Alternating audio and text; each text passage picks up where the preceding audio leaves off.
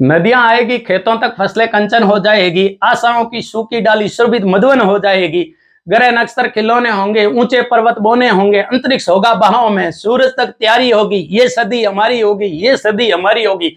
इस प्रकार का संकल्प लेकर के हम राजस्थान की अरब सागरीय अपपातंत्र की नदियों को पढ़ रहे हैं कि हम इतनी आशा लेकर के चल रहे हैं कि हमारे खेत खलिहानों में किसानों के, मजदूरों के, श्रमिकों के जो बच्चे हैं बिल्कुल अभाव में जी रहे हैं। जो गुदड़ी की लाल है, उन गुदड़ियों के लाल को मैं कहता हूं कि आइए हम एक ऐसी आशाएं, जो हमारी आशाएं सूख गई है और सूख करके एक वो सूखी डाली बन गई है, उसे हमें एक मधुवन में बदलना है।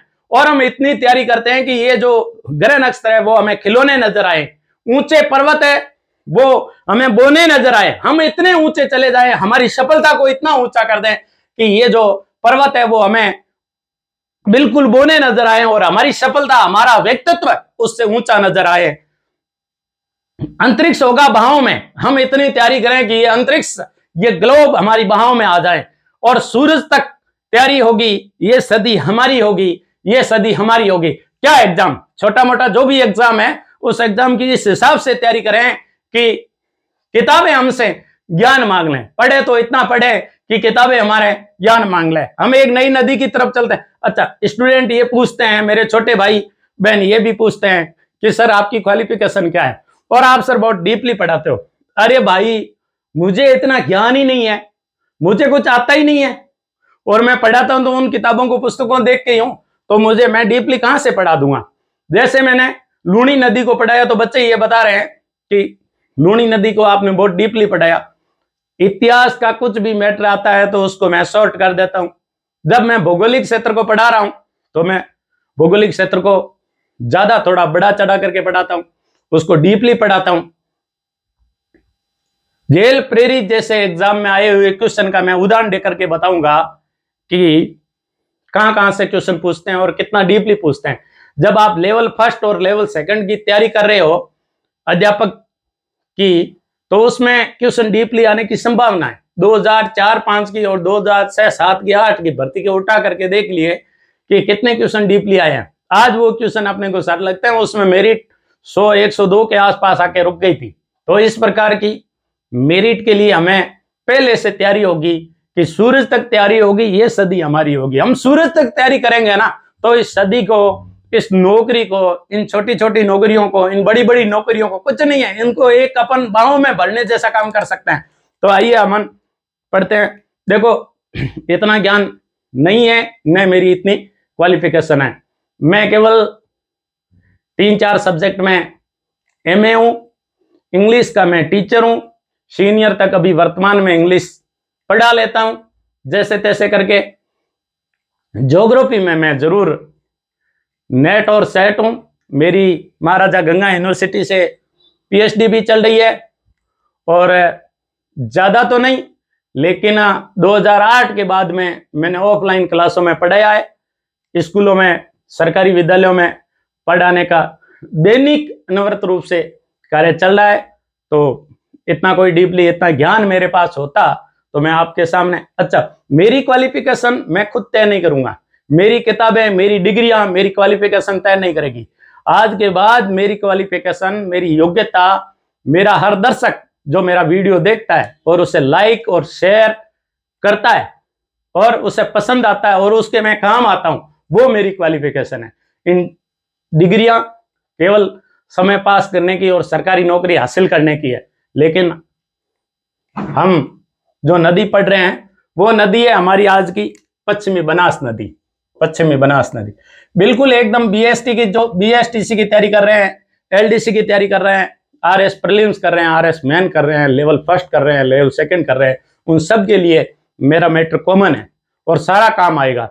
आप देखिए कि मैं अभी बताऊंगा लूनी नदी में कौन सा क्वेश्चन होकर के और कौन सा पश्चिमी बनास नदी का आपस में कॉन्टेक्ट करके जेल प्रेरी में क्वेश्चन पूछा था, उसका मैं बताता हूं। जैसे अपन राजस्थान की नदी पढ़ रहे थे पश्चिमी बनास, पश्चिमी बनास जो नदी पढ़ रहे थे, पश्चिमी बनास नदी कच्छ की खाड़ी में जाकर के गिरती है और कच्छ के रण में या लिटिल रण में जाकर के गिरती है।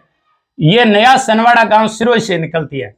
नया सनवाड़ा गांव सिरोही से निकल करके ये इस प्रकार सिरोही के अंदर बहती हुई गुजरात के बनासकांठा में प्रवेश करती है और गुजरात के बनासकांठा से होते हुए ये जो है कच्छ के रण में भी लिटिल रण यानी कच्छ के रण का छोटा भाग है, उस लिटिल रण में जाकर के समाहित हो जाती है। निकलती है नया सनवाड़ा सिरोही से। अच्छा, नया सनवाड़ा जो सिरोही से निकलती है, ये सिरोही के उत्तर पूर्व दिशा में एक गांव है नया सनवाड़ा, वहां से निकलती है और इस प्रकार ये कच्छ के रण में जाकर के इसकी टोटल लंबाई 260 किलोमीटर होती है। इस प्रकार ये जो बीच में यहां सिरोही स्थित है, इधर ये सिरोही स्थित है। सिरोही से पश्चिम की तरफ खारी नदी निकलती है, जो मैंने बताई कि लूनी की सहायक बनती है खारी। इस प्रकार इस सिरोही की पहाड़ियों के दक्षिण पश्चिम से एक गांव है सिराड़ी, वहां से इसकी एक मुख्य सहायक नदी है सिप्पू, जिसे सुकली भी कहते हैं, ये निकलती है और इस प्रकार गुजरात में जाकर के मिलती है। ये मैप है, इस मैप को अपन बड़े रूप में यहां लेकर के आते हैं और एक एक स्टेप बाय स्टेप अपन इसको पढ़ने की कोशिश करते हैं, बिल्कुल बड़े सिस्टमैटिक ढंग से कि कहां से निकलती है, कहां ये जाकर के गिरती है और इसकी लंबाई कितनी है और इसकी सहायक नदियां कौन सी है, इसके किनारे स्थित शहर कौन से हैं, नगर कौन से हैं, उनकी ऐतिहासिकता क्या रही है, क्वेश्चन ये पूछा जाता है। जेल प्रीरी में जो क्वेश्चन पूछा है वो भी मैं बताऊंगा कि कितना डीपली क्वेश्चन पूछा था। अब देखो, सिरोही के उत्तर पूर्व में एक गांव स्थित है नया सनवाड़ा, ये नया सनवाड़ा से निकलती है, नया सनवाड़ा गांव है, नया सनवाड़ा गांव से निकलती है। नया सनवाड़ा गांव से निकलने के बाद यहां से एक नेशनल हाईवे गुजरता है, ऐसे नेशनल हाईवे गुजरता है, ये इसके समानांतर चलता है। नेशनल हाईवे 14 जो बर ब्यावर से पाली होते हुए आता है, वो नेशनल हाईवे पिंडवाड़ा होते हुए जाता है, नेशनल हाईवे 14, और उधर से नेशनल हाईवे 76 आता है, ये इसके पैरेलल चलता है, इसके समानांतर चलता है और एक बार ये इस नेशनल हाईवे 14 को काटती भी है। इस प्रकार नया सनवाड़ा गांव से निकल करके पिंडवाड़ा होते हुए, ये रोईड़ा गांव होते हुए, चंद्रावती प्राचीन नगरी है वहां से होते हुए, आबू रोड होते हुए, ये आबू रोड और डीसा होते हुए ये कच्छ के रण में जाकर के शामिल होती है, कच्छ के रण में। और कच्छ के रण में भी जहां ये शामिल होती है उसे कहते हैं छोटा रण यानी लिटिल रण, ये इसका अलग भाग है।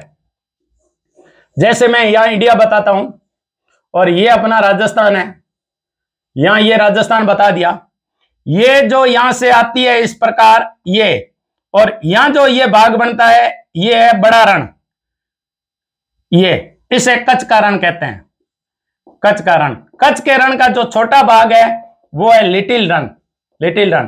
क्वेश्चन पूछने की यदि वेराइटी और क्वेश्चन पूछने का ढंग यदि बदल गया, उस क्वेश्चन की भाषा बदल गई, तो अलग अलग क्वेश्चन आ सकता है कि पश्चिमी बनास नदी गिरती है, पश्चिमी बनास नदी जो हिंद महासागर का भाग है, सबसे बड़ा आएगा तब आएगा अरब सागर में गिरती है, अरब सागर के बाद में आएगा तो पश्चिमी बनास नदी कच्छ की खाड़ी में गिरती है, ये भी ऑप्शन नहीं है तो कच्छ के रण में गिरती है, ये भी ऑप्शन नहीं है तो लिटिल रण में गिरती है। यानी ये अपनी प्रारंभिक जो पानी है, यदि इसमें जल कम आता है तो लिटिल रण तक पहुंच पाती है, इसमें ज्यादा आता है तो ये कच्छ के रण का जो बड़े वाला भाग है इसमें बिखर जाती है, फिर ये कच्छ की खाड़ी में आती है और फिर ये अरब सागर में आती है, और अरब सागर है वो हिंद महासागर का भाग है। तो इस प्रकार लिटिल रण, क्रमशः लिटिल रण, कच्छ का रण, कच्छ की खाड़ी, अरब सागर और हिंद महासागर का भाग बन जाती है पश्चिमी बनास नदी। वापिस यहां आते हैं, देखो नया सनवाड़ा गांव से निकल करके कच्छ की खाड़ी तक इसकी कुल लंबाई 260 किलोमीटर होती है, 260 किलोमीटर कच्छ की खाड़ी तक। नया सनवाड़ा से निकलने के बाद में पिंडवाड़ा, ये पिंडवाड़ा, रेवदार, ये वो भाग है पश्चिमी बनास और पश्चिमी बनास की सहायक नदियों का, जहां राजस्थान की ग्रासिया जनजाति रहती है, ग्रासिया जनजाति के बाहुल्य वाला ये क्षेत्र है। और राजस्थान के गुरु शिखर, माउंट आबू, आबू अभ्यारण्य, ये सारे बनास और बनास की सहायक नदियों के मध्य स्थित है। माउंट आबू थोड़ा दूर स्थित है, माउंट आबू अभ्यारण्य दूर स्थित है, लेकिन ये पश्चिमी बनास की सहायक नदियों का क्षेत्र है। गुरु शिखर भी पश्चिमी बनास की सहायक नदियों का क्षेत्र है। ये थोड़ा इस प्रकार ये दाएं किनारे पे रहते हैं और बाएं किनारे पे जो इसके शहर है उनका अपन वर्णन करेंगे। तो नया सनवाड़ा से निकल करके पिंडवाड़ा, पिंडवाड़ा होने के बाद पिंडवाड़ा के अंदर है बनास नदी पे जो पश्चिमी बनास है, एक पूर्वी बनास और है जो ये इधर निकलती है वो बनास नदी है, और इधर निकलती है पश्चिम की तरफ, ये इसे पश्चिमी बनास कहते हैं, और उधर निकलती है उसे बनास कहते हैं जो चंबल की सहायक बनती है। तो नया सनवाड़ा गांव से निकल करके पिंडवाड़ा आती है। पिंडवाड़ा के अंदर बनास डैम बना हुआ है। क्वेश्चन पूछा हुआ है कि बनास डैम बना हुआ है, अमूमन हमारे दिमाग में रहता है चंबल की सहायक नदी बनास, और अपन उस पर जाकर के कहीं कभी बीसलपुर बांध के बारे में सोचते हैं, कभी अपन बनास डैम के बारे में सोचते हैं। फिर बनास के बाव क्षेत्र में आने वाले जो जिले हैं जैसे राजसमंद है, भीलवाड़ा है, अजमेर है, टोंक है, सवाई माधोपुर है, और वो ऑप्शन दिए हुए होते हैं और अपन उस पर टिक लगा देते हैं, जबकि ऐसा नहीं है। बनास डैम इस पश्चिमी बनास पर पिंडवाड़ा के पास बना हुआ है। इसकी यहां से एक खारी नदी इसकी सहायक बनती है। अब देखो लूणी नदी की भी एक खारी सहायक बनी थी, एक खारी पश्चिमी बनास की भी सहायक बनती है, एक खारी खंडेला, रूपनगढ़ बनता, नलियासर नाला, देवयानी नाला, बांडी का नाला, खारी वहां भी सांबर झील में भी गिरती है। एक खारी नदी बनास की भी सहायक बनती है जो खारी कोठारी बनास बेड़स, तो इस प्रकार ये खारी इसकी एक सहायक नदी बनती है। फिर ये नदी आगे बढ़ती है। राजस्थान के दो नगर जो आबू रोड इसी पश्चिमी बनास के बाएं किनारे पर स्थित है। ये पूछा हुआ क्वेश्चन है। गुजरात का डीसा पश्चिमी बनास के बाएं किनारे पर स्थित है, गुजरात का डीसा। जब ये गुजरात में प्रवेश करती है, इसकी स्थिति बताता हूं कि गुजरात में ये देखो राजस्थान के 6 जिले ऐसे हैं जो गुजरात की सीमा को स्पर्श करते हैं, और गुजरात के भी 6 जिले हैं जो राजस्थान की सीमा को स्पर्श करते हैं। जैसे एक यहां पड़ता है कच्छ, फिर पड़ता है अपना बनासकांठा। राजस्थान में 33 जिले और गुजरात में भी 33 जिले हैं। राजस्थान के 6 जिले गुजरात की सीमा को स्पर्श करते हैं और गुजरात के 6 जिले राजस्थान की सीमा को स्पर्श करते हैं। कच्छ, बनासकांठा, साबरकांठा,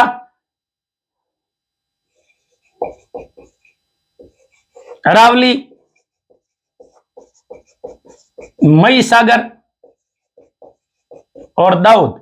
दाऊद, अरावली, महिसागर, साबरकांठा, बनासकांठा और कच्छ, ये 6 जिले सीमा स्पर्श करते हैं। ये गुजरात में जब प्रवेश करती है तो बनासकांठा से प्रवेश करती है। इस प्रकार बनासकांठा से प्रवेश करके ये आगे बढ़ती है, और गुजरात का जो डीसा नगर है वो पश्चिमी बनास के किनारे स्थित है। ये डीसा जीरा उत्पादन के लिए प्रसिद्ध है, जीरे की मंडी के लिए प्रसिद्ध है। इस पश्चिमी बनास की गुजरात में 2 सहायक नदियां बनती है। एक बनती है सरस्वती नदी जो गुजरात से निकलती है और पश्चिमी बनास में मिल जाती है, और एक गुजरात में नदी निकलती है रूपेन। रूपेन निकल करके पश्चिमी बनास में मिलती है।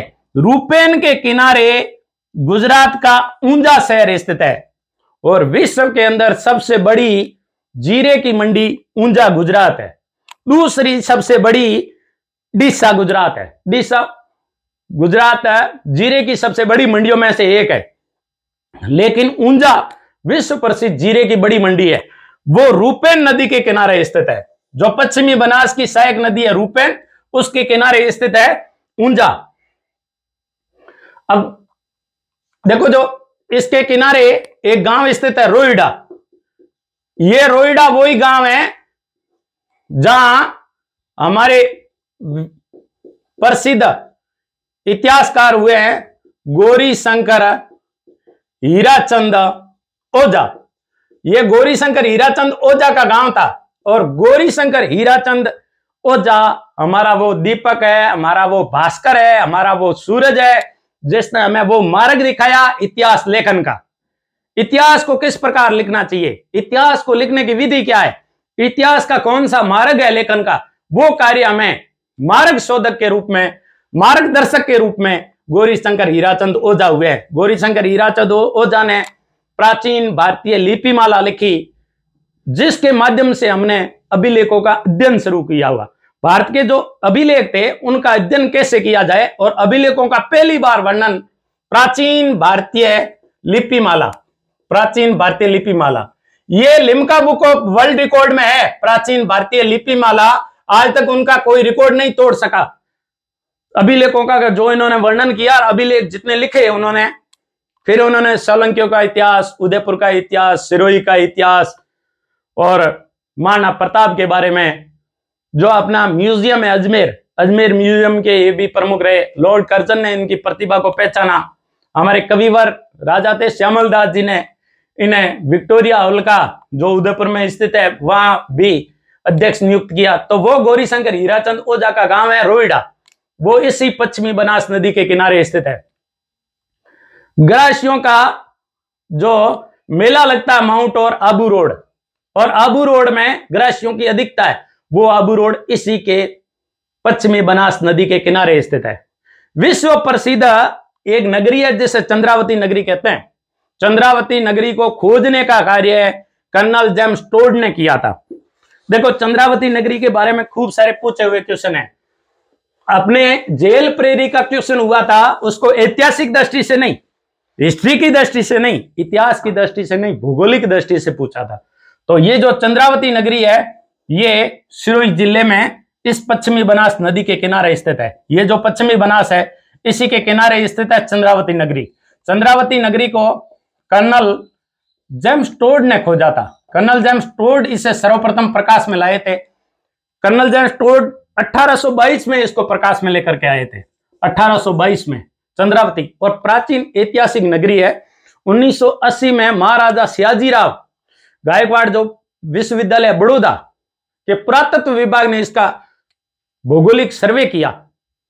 जो महाराजा सयाजीराव गायकवाड़ बड़ौदा के पुरातत्व विभाग ने सर्वे किया, तब इस पे कार्य जो प्रारंभ हुआ, और वो 2013-14 में इसे विस्तृत रूप से खोजने का कार्य हुआ। इसमें जर्मनी की एक विश्वविद्यालय है, वो भी टेक्निकल मदद कर रही है कि खोजने का कार्य, और उसे खोदने का कार्य, उसका उत्खनन करने का कार्य। राजस्थान का इंस्टीट्यूट ऑफ राजस्थान स्टडीज, जो जनार्दन राय विश्वविद्यालय अपने उदयपुर में, जो राजस्थान का अध्ययन करता है, जिसका पूरा नाम है कि इंस्टीट्यूट ऑफ राजस्थान स्टडीज, और उसके साथ में एक राजस्थान पुरातत्व विभाग ने मिलकर के विस्तृत इसका जब खोज कार्य किया, उत्खनन का कार्य किया, तब बड़ी समृद्ध सभ्यता के रूप में दुनिया के सामने आई। इसमें लगभग हमारा भंडारकर जी जो इतिहासकार है, वो कहते हैं कि इसमें 360 मंदिर थे। और उस समय जब ये 13वीं शताब्दी से पूर्व, कई इसे 9वीं शताब्दी से पूर्व मानते हैं, उस समय जैन और हिंदू मंदिरों का मिलना, और उन मंदिरों की जो मूर्तियां हैं, उन मंदिरों के जो पत्थर है, कहते हैं कि उसको बजाने पर आरतियों की आवाज आती है। जैसे प्राचीन समय में या वर्तमान में जो अपना आरती गाते हैं, पत्थर को बजाने के बाद उन आरतियों की आवाज आती है। इंदिरा गांधी अपने ऑफ होने से पहले 1984 में अक्टूबर में उनकी मृत्यु हो गई थी, देहांत हो गया था।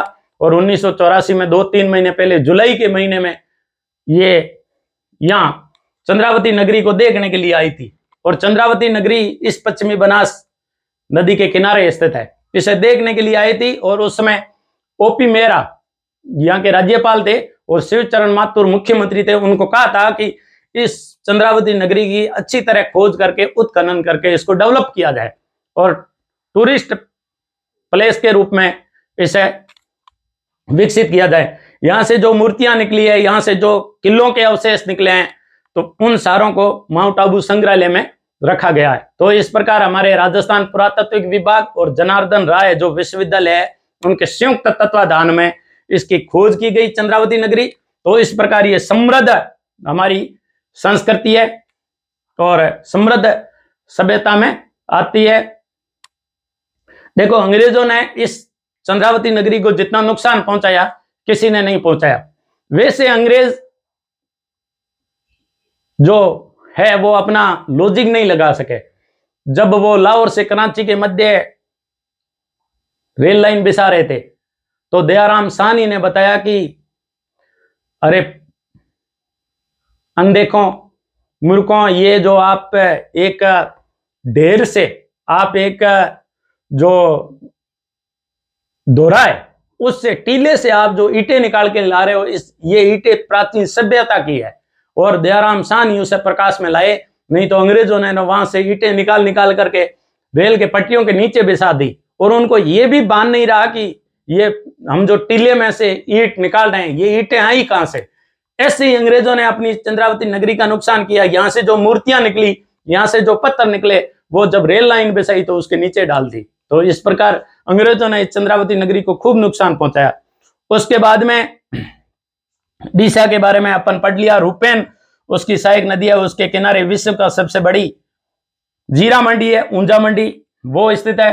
अब देखो इसकी खूब सारी सहायक नदी है, किसकी? बनास की, जो इस प्रकार हमारे माउंट आबू अभ्यारण्य में माउंट आबू से और गुरु शिखर से निकलती है, और कुछ है वो बाएं किनारे से भी निकलती है। इसकी मुख्य सहायक नदियों में आती सीपू, सीपू को सुकली भी कहते हैं, सुकली के बारे में अभी अपन पढ़ेंगे भी। सीपू, सुकेत, सुकेत, ये सुकेत नदी के किनारे था चंद्रावती, जो उसकी सहायक बनती थी सेवरन, सुकेत की। सीपू, सुकेत, सेवरन,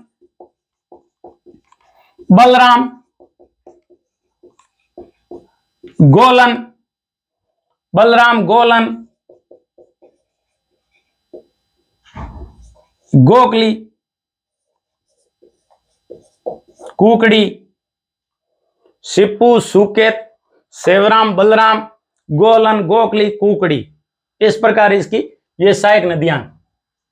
अब देखो माउंट आबू अभ्यारण्य इसकी सहायक नदियों से बनता है, माउंट आबू से निकलती है, गुरु शिखर से निकलती है, ये सारी नदियां निकल करके इसके सहायक बनती है। इसलिए राजस्थान के बायोडाइवर्सिटी का जो जैव विविधता का क्षेत्र है, इको सेंसिटिव घोषित किया गया माउंट आबू और माउंट आबू अभ्यारण्य को राजस्थान सरकार ने। उसका कारण यह है कि इतनी जैव विविधता है, और माउंट आबू एंसिंस जो एक विशेष प्रकार की टिकल पेटेरा वनस्पति पाई जाती है, उसके बारे में अपन वर्णन करते हैं, वो इसी की सहायक नदियों से बनते हैं। देखो इसके पश्चिम में और नदियां निकलती है, जो सिप्पू नदी है जिसे सुगली भी कहते हैं, सुगली सिरोही से निकलती है, जो सिलारी गांव है, इस सिलारी को सिरोड़ी भी लिखते हैं, सिरोड़ी भी लिखते हैं, सिरोड़ी से निकलती है। सिरोड़ी से निकलने के बाद देखो इसकी सहायक बनती है दाबारी, सिप्पू की सहायक दाबारी, मंदर, बूडड़ी, इसे बूटड़ी भी कहते हैं, इसे बूटड़ी, बूडड़ी, टोकड़ा,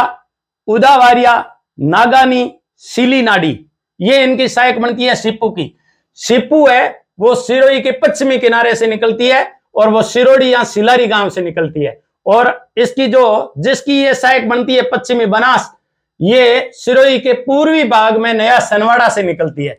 इस प्रकार ये पूरी इसके बीच वाला भाग है, जैसे माउंट आबू अभ्यारण्य है, माउंट आबू है, गुरु शिखर है, ये पूरा जैव विविधता का क्षेत्र बन जाता है। वनस्पति की अधिकता है, राजस्थान के सघन वन होने के कारण ये पश्चिमी बनास नदी है। और इतना टिपिकल एरिया है, इतना सेंसिटिव एरिया है कि 1857 की जब क्रांति हुई और माउंट आबू पे पहले उनके गवर्नर जनरल का कार्यालय था, वो था अजमेर में, और फिर इन्होंने 1856 के आसपास में शिफ्ट कर दिया माउंट आबू पर। और कहते हैं कि माउंट आबू पे एरिनपुरा की छावनी के कुछ सैनिक, जो पूर्वीय सैनिक है, वो आए हुए थे, और उन्होंने विद्रोह करके अंग्रेज अधिकारी जो लॉरेंस था उसके बेटे को यहां मार दिया। और मार करके कहते हैं कि वो अंग्रेज सारे के सारे अपने आवास माउंट आबू को छोड़ करके और आबू रोड को छोड़ करके इन जंगलों में घुस गए। तो वहां खूब विभिन्न प्रकार के लोक गीत भी प्रसिद्ध हुए कि माउंट आबू ने अपने उन अंग्रेजों को नीली टोपी जो पहनते थे, उन अंग्रेजों को निकाल करके भी दिया। तो सिली नाडी, नागानी, उदवारिया, टोकड़ा, बूटड़ी, मंदर, सिलारी, सिरोड़ी, ये सारी सुकली या सिप्पू की सहायक नदी है। अब देखो ये जो सुकली नदी है, इसके किनारे सेलवाड़ा बांध स्थित है। सेलवाड़ा बांध, सेलवाड़ा बांध परियोजना है वो सुकली नदी के किनारे स्थित है। सुकली नदी जिसे सिप्पू कहते हैं, और पश्चिमी बनास नदी के किनारे बनास डैम स्थित है।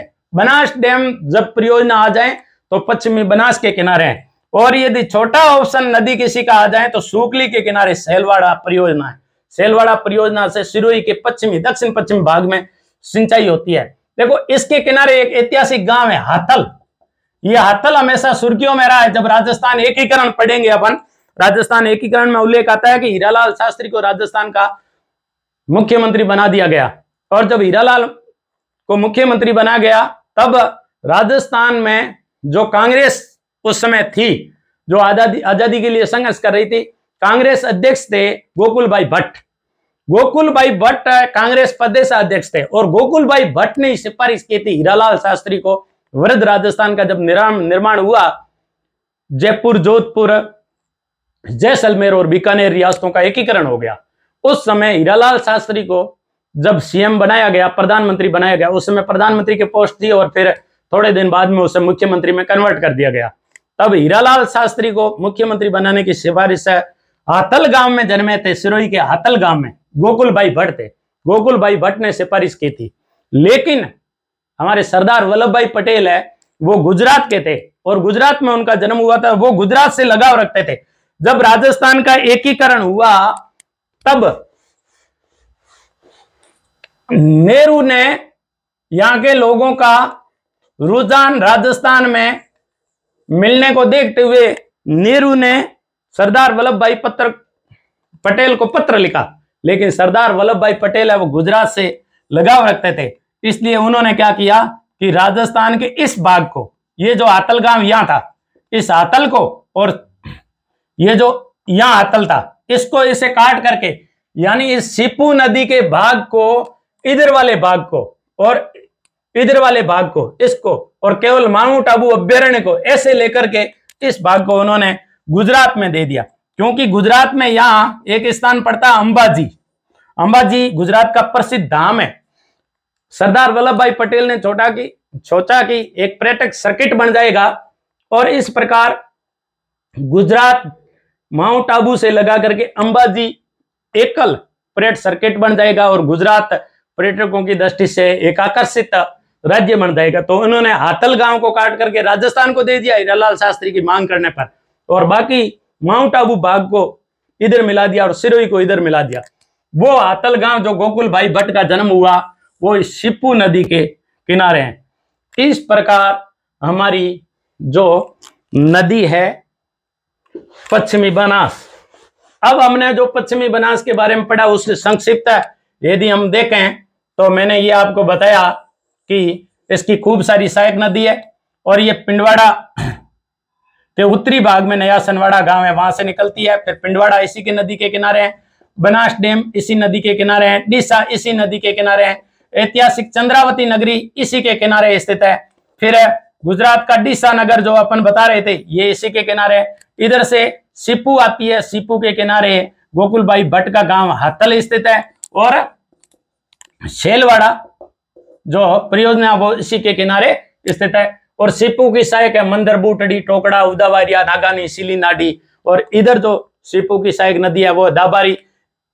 पश्चिमी बनास की जो सहायक नदी है वो हमने पढ़ा कि सुकेत, सीपू जिसे सूकली भी कहते हैं, सुकेत, सीपू, सेवरन, सेवरन, बलराम, बलराम, गोलन, गोलन, गोकली, गोकली, कुकड़ी, ये सारी इसकी सहायक नदियां।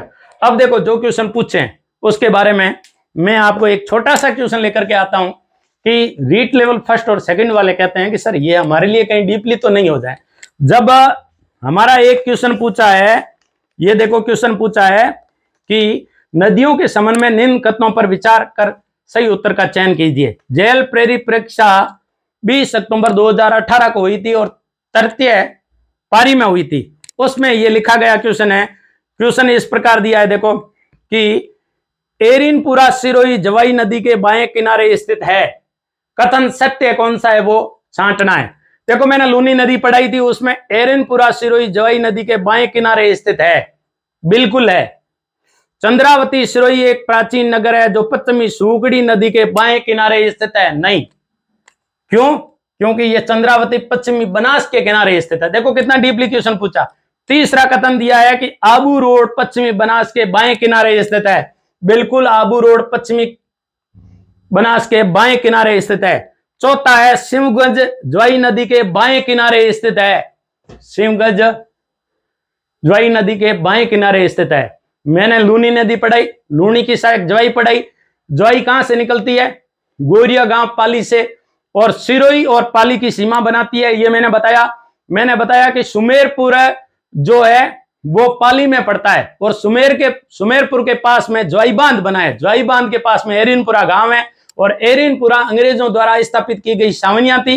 1857 की क्रांति में हम 6 छावनियों के बारे में पढ़ते हैं, उनमें से एक छावनी थी हमारे एरिनपुरा छावनी, और एरिनपुरा के छावनी को सैनिकों ने ही नारा दिया था कि मारो फिरंगी चलो दिल्ली, ये नारा दिया था। अभी मैंने एरिनपुरा की छावनी को इस आबू रोड से, यहां से उन्होंने 21 अगस्त 1857 को विद्रोह शुरू किया, और 23 अगस्त 1857 को वो एरिनपुरा पहुंचे। यहां से करके वो सिरोही की तरफ आगे बढ़े, इस प्रकार यहां से विद्रोह करके वो एरिनपुरा की तरफ बढ़े। तो अपना क्वेश्चन क्या है कि ज्वाई नदी के किनारे एरिनपुरा स्थित है, बिल्कुल सही है।